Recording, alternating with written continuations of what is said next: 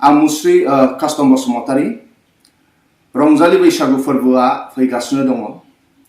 दा ओंखायनो आंनि फारसेनिफ्राय गोदान बोसोर रंजालि बैसागु फोरबोनि साफ्रोमनिसिमबो गाहाम हामलायनायखौ आं जासिबाय।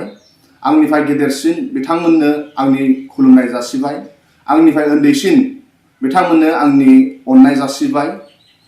आरो मिजिंथियो गोदान बोसोर बैसागुआ बर'फोरनो मोजां गाहाम रिजाल्ट होफैगोन आरो जों आवगाय जा दुखु जारलायाव दंमोन बेफोरखौ बावगारजोबनानै गोदान बोसोराव गोदान मिजिं आरो गोदान अनलायनायनि गेजेराव हारिया जाहाथे खौसेथि जाथों, हारियाव गावजों गाव जाहाथे अनलायनाया बारिथों, बेखौ आफा अबंलावरिनाव आरज खालामबाय आरो जों बेखौनो जों मिजिंथियो।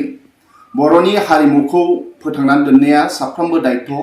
ओंखायनो जों जेरावखि थाया मानो गावखौ बर' होननानै सिनायथि होनाय, जों जेरावखि थाया मानो गावनि बर' रावखौ फोथांनानै दोननाय, जों जेरावखि थाया मानो गावनि बर'नि हारिमुखौ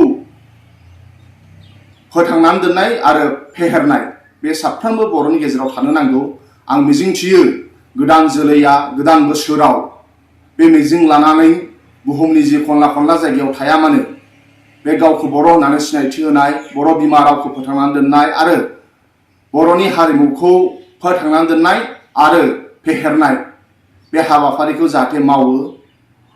गोदान रंजालि बैसागु फोरबोआव जोङो आवगायहाय बर'आ बिराद अयनाय आरो अयथासाराव जों थांनानै दंमोन। नाथाय गोदान बोसोराव रंजालि बैसागु फोरबोआ जाहाथे बर'फोरखौ अननाय आरो गाहाम रिजाल्ट जाहाथे लाबोयो, बेखौ जोङो आसा खालामबाय। आफा अबंलावरिया जोंखौ अनथों, जोंनि बर' लाइमोनफोरा गोदान बोसोराव गोदान मिजिं लानानै बिजाब फरायनो हाथों, जोंनि आबादारिफोरा मोजां आबाद मावनो हाथों, जोंनि फोरोंगिरिफोरा मोजां जाहाथे जोंनि गथ' गथायखौ मोजां फोरोंनो हाथों। फारफ्रोमबो थिंजायाव जाहाथे अबंलावरिनि अननायाव फारफ्रोमबो थिंजायाव आबादारिफ्रा मोजां आबाद मावनो हाथों, फोरोंगिरिफ्रा मोजां फोरोंनो हाथों आरो लाइमोन सेंग्रा सिख्लाया गाव गावनि थांनानै थानाय राहाखौ नागिरनो हाथों आरो बेयाव जाहाथे अबंलावरिया जों साफ्रोमखौबो अनथों। रंजालि बैसागु फोरबोआ गाहाम आरो अनलायनाय आरो रंजानाय जोंनि गेजेराव लाबोयो, बेखौनो जों मिजिंथिनाय थाबाय। गोजोन्थों।